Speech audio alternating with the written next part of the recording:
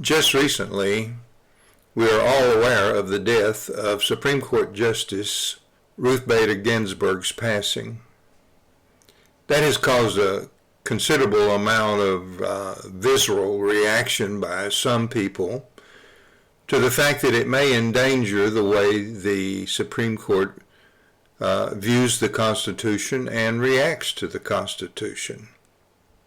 It has been clear over the last couple of decades that the justices have decided, using the Constitution as a basis but not as the final authority, that thinking that their sense of the mood in the country was actually the deciding factor.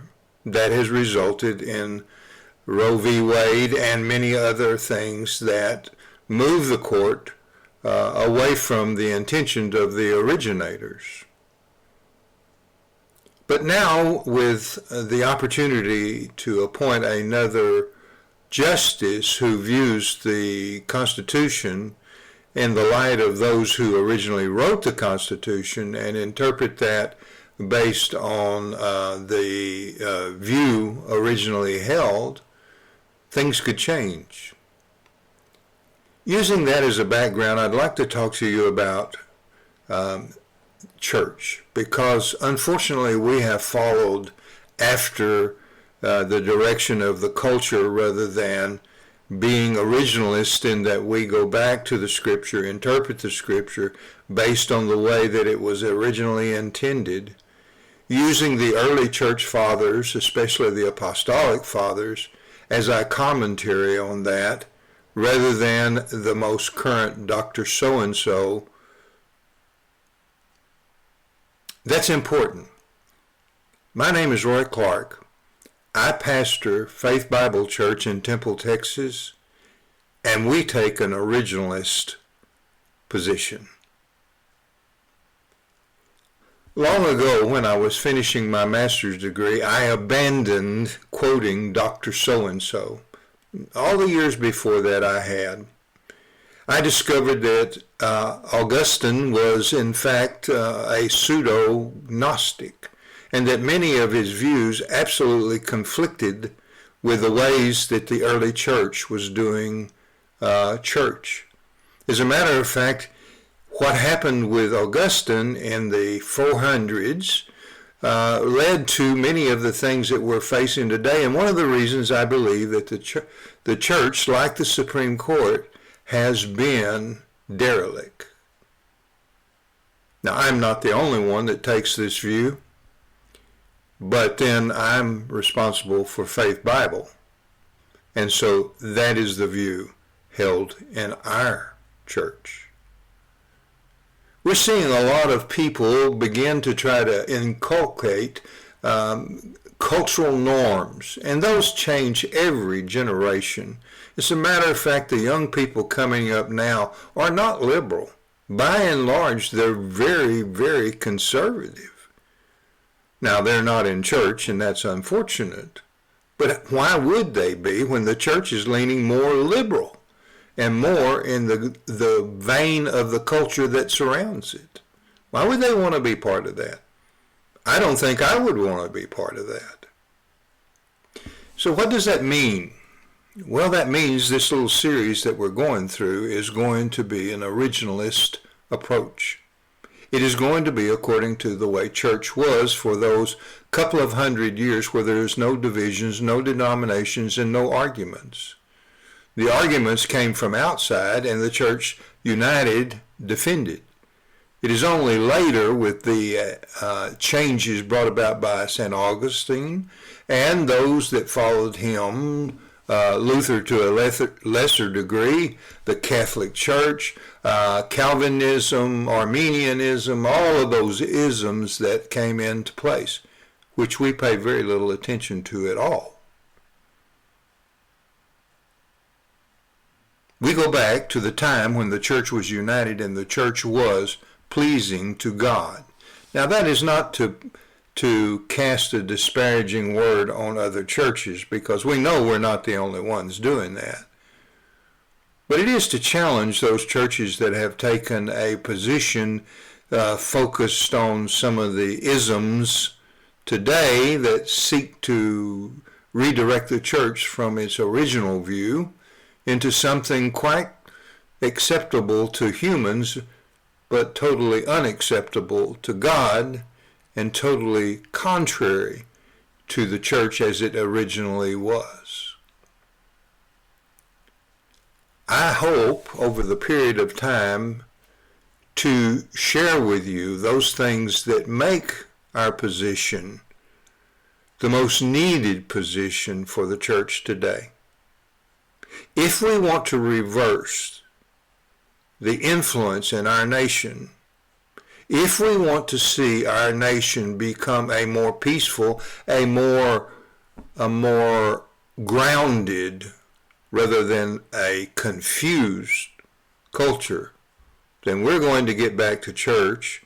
We're going to move back to God, but we're going to move back to church the way it was meant to be, not some man's interpretation or some man's decision that is made in order to get more people involved, to increase the coffers of the church, and to enlarge their salaries. Now, that is not a statement against all, because there's no such statement to be made.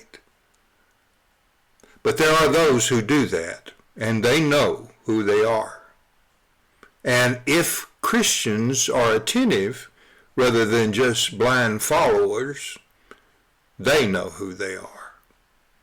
And they will question them. They will give them the hard questions, except most pastors don't give you that opportunity. Well, in the early church, you had that opportunity. There was a time of discussion and of challenges for the views that were rendered. When Gnosticism challenged the church back in the early church, they stood united, all of them, all over the known world at that time, against Gnosticism. And yet we have adopted many Gnostic views in the current church culture.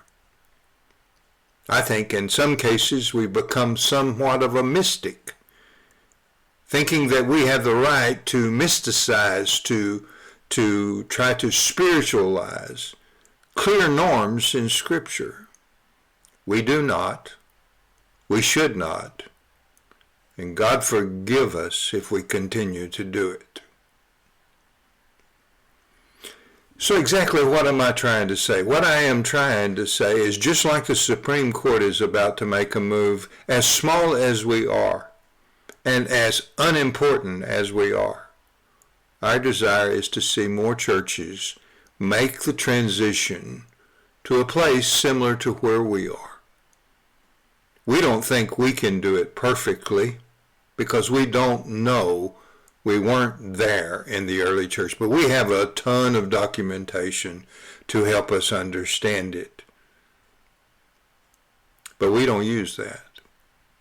The other day, John MacArthur was speaking to the issue of the challenge he's facing in his church in California, where the authorities, the civil authorities, are trying to shut him down. Now, we don't have that problem in Texas. Our governor is not that kind of fella. And so that's a good thing. But in his statement, he said that if the flowers of the field are of importance to God, then how much more is the believer? And then he said, this is a situation of the lesser supporting the greater. That's actually one of Hillel's laws for interpreting Scripture. I'm amazed when I hear pastors, without giving credit to Hillel, quote his ways of looking at Scripture. We pay real close attention to Hillel because Jesus did. That's another subject, something I'll speak to some other time. But for right now, what I would like to say is this. We are not the church. when we don't please God. We are an institution, an organization, no more different than the KKK, though we hold a slightly different view. Sometimes I'm not so sure. We are not pleasing to God. We are not the church, not the bride that Jesus is going to come, which he says is to be made pure by the washing of the word. We are not doing that. Our churches have become corrupt. We're seeing people walk away from it, some of it because there are people in positions that never really should have been there and never really believed anyway. Because you see, like love, if it is true, it doesn't diminish even when it is challenged. But faith doesn't depend on our human views. Faith depends on accepting the words of the Gospels, the words of the New Testament, and saying to ourselves that while we struggle with those issues, they are not a test of our faith. Many today have allowed that to be a test of their faith, and they are lost. They will not come back, and if they did, the church would be weaker for it. Now that's a hard statement, and you might even think an unchristian statement, but it's not. Because when you go to the statements that are made by Peter, by the writer of Hebrews, by Paul, you will find that there are those who have been like a dog that vomited and ate its own vomit back again, or a pig that has been washed and clean, but the moment that it gets loose, goes right back to wallow in the mud. In Hebrews it says that if you make this apostate position, there is no longer a way for you to come back because you have crucified Christ all over again. You have been with the Jews, has stood there on the day that he was crucified and said, crucify him, over and over and over. You are among that number. And those individuals have no recourse, nor did they. What are we going to do about the church? Because I'm telling you, our nation is either defended or accused by the Spirit of God through the church. And if the church's voice becomes just like the fellow on the street or just like some misguided idea of what is right or wrong, then we are no longer the voice of God. We are just the voice of some partisan politics or some misguided philosophy. That was St. Augustine's problem. His position was philosophical, not scriptural. And he used scripture to support his philosophy.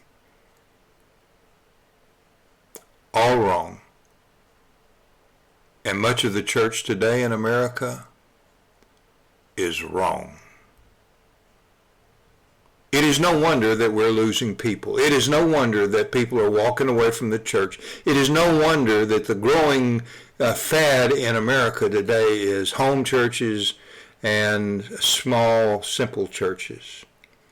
We find ourselves in that number. We don't have a large group. We're more of a home church with a visible identity, someplace that people can come to investigate the truth of Scripture. Not that we do that perfectly, nor do we claim to.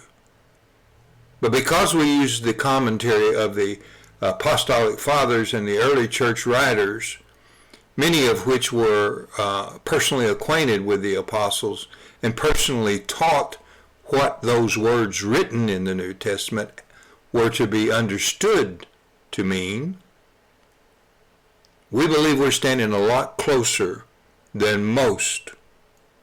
That's why when you hear us preach and you hear us talk, and when we teach, you'll hear us quote Clement of Alexander, Polycarp,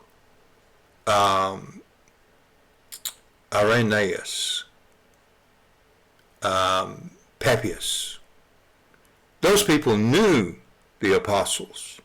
They knew them. They talked to them.